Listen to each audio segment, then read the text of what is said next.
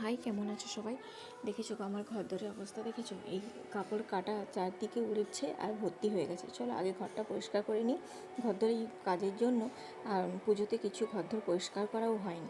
যাই হোক, আজকে কাজটা শেষ করি, তারপর বাড়ির সব বাকি কাজগুলো করবো। জানো, সবার হয়তো ঘরদোরে ঝাড়া মোছা হয়ে গেছে, কিন্তু আমার হয়নি আজকে, তাই ভাবছি কাজটা আগে শেষ করি।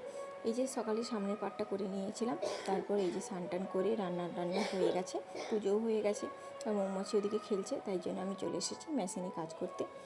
সামনের পাটটা হয়ে গেছে, এই যে পিছনেরটা করব আর হাতাটা লাগাবো, দিয়ে ফিটিংস করব। এই যে পিছনের পাটটা একটু বাকি আছে, সেলাই করে টেকেনটা দুটো দিয়ে দিচ্ছি, তারপর সামনের পাটের সঙ্গে পিছন পাট জুড়ে দিলাম, দিয়ে লাগাবো হাতা। এই যে হাতা লাগাতেও বসে গেছি, দেখো হাতাটা লাগিয়ে দিচ্ছি। তোমাদের কি সবার ঠাকুর দেখা শুরু হয়ে গেছে বলো তো? আর আমি কাজ ছেড়ে না বেরোতেই পারছি না বাড়ি থেকে। চলো আজকে শেষ করি, টার্গেট নিয়েছি, শেষ করতেই হবে আমাকে।